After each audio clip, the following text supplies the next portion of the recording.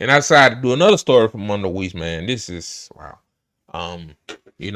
People need to start talking about this more, man. A lot of people, even on Twitter, are slacking a little bit. Like, we need to start talking about what's happening in Gaza, man. Like, yeah, we get it. Luigi Mangione, he made the news. He did something that I would not do. I'm pretty sure you watching, the viewer would not do either. Like, that's some rogue shit right there. And what he did was base, but we need to start talking about Gaza some more, guys. Man, you read stories like this, man, you can't help but to cry. Wow.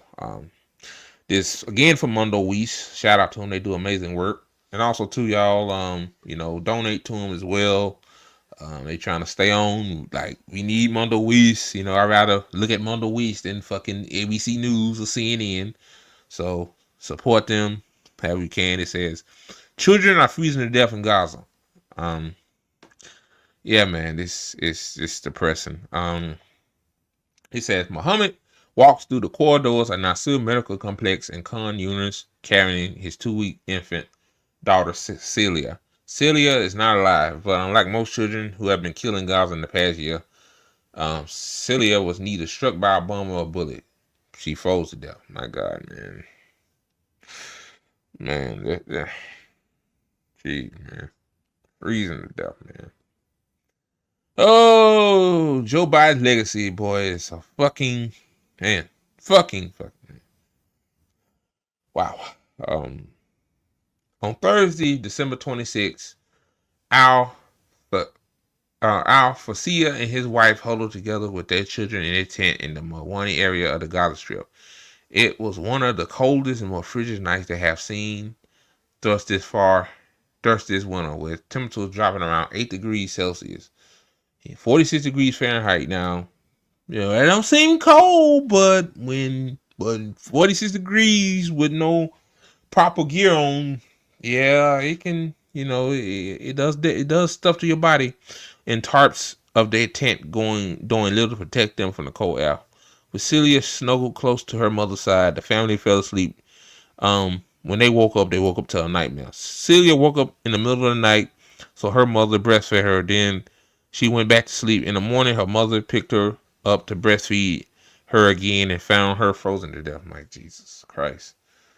Lord have mercy, man. In the morning, her mother picked her up and found her her tongue sticking out of her mouth. She was biting it. The blood was dripping from her nose and mouth on her face. She immediately took her to a nearby UNRWA clinic, where they said her heart had stopped because of the cold. A distraught Fisher said.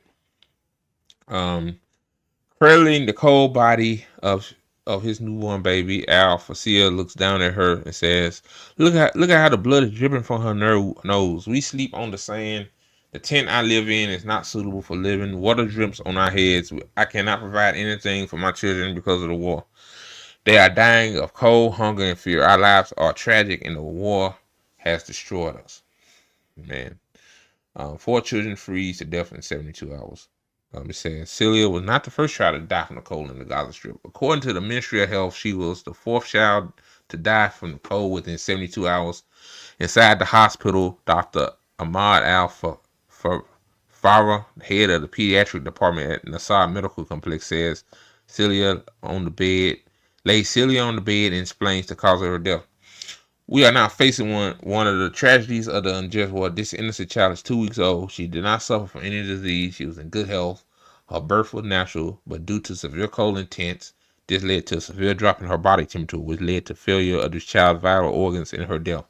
Dr. Al-Far said, yesterday, 2 cases arrived with the same condition, one 3 days old and the other 29 days old. They died from the cold.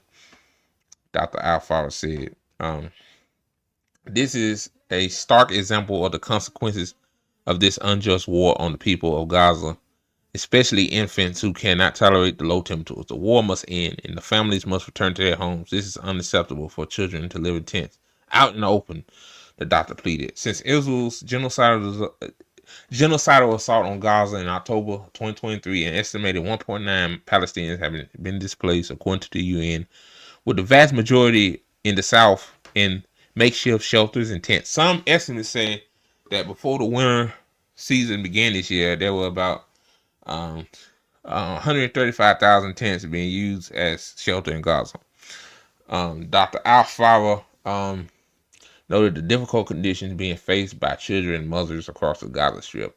Not only children's bodies naturally unable to sustain exposure to the elements such as extreme cold, but mothers are struggling to breastfeed their children due to their own malnutrition, which makes sense. Like, they're not eating much at a little at all, while formulas in scarce supply due to Israel siege, and also too in Gaza, like, inflation is a motherfucker. Like, a pack of eggs is what, like $20 some. Like yeah, it's yeah, man, it's daunting. He turned blue from the cold. Inside the pediatric department at Nasir Medical Complex, dozens of children have arrived at the hospital with apparent symptoms of hypothermia. The halls are buzz with distraught mothers hearing the news of their children dying from the cold, fearing that their children would be next. Dr. Fida Al-Nadi, a pediatrician at the medical complex, says that in recent days they have witnessed a significant increase in hospital admissions due to hypothermia and other symptoms due to cold weather. We now have this child, Rolla, who is 9 days old, who suffers from many heart and liver problems and many other issues. Rolla had been admitted to the hospital more than once due to recurring infection and hypothermia. This child needs to live in conditions suitable for a child with these problems or in general. Living in a tent is unsuitable for these cold conditions, said Al-Nadi. Now I'm going to stop right here. It said these cold conditions result in repeated hospital admissions due to hypothermia, and recently deaths have been arriving at the hospital due to hypothermia due to lack of blankets, heating, and electricity. He continued. Yeah, living in a tent where it's cold. You have no heating system in the tent, and if you have a heating system, most likely the tent will catch on fire. So why would you do that? They have no adequate cover, like they can't cover themselves up, probably have no coats and stuff like that. Like, it's just, and these babies, man, like, adult can kind of handle 46-degree weather. Like, to us, it's cold, it's nippy, but a little baby that's a few days old, like, man. And Joe Biden them still giving money to Israel, man, to continue making these kids suffer.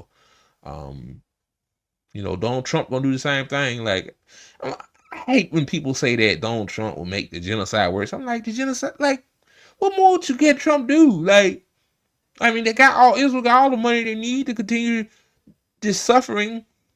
Like, it's like shooting somebody, just keep shooting them, and somebody will shoot them more in the back, So, yeah, man. I'm sorry for these two sad stories, y'all, but we need to start talking about Gaza more, man. We need to, man. People need to know about this. There's still a lot of people that don't know about this, and everybody should know what's going on. So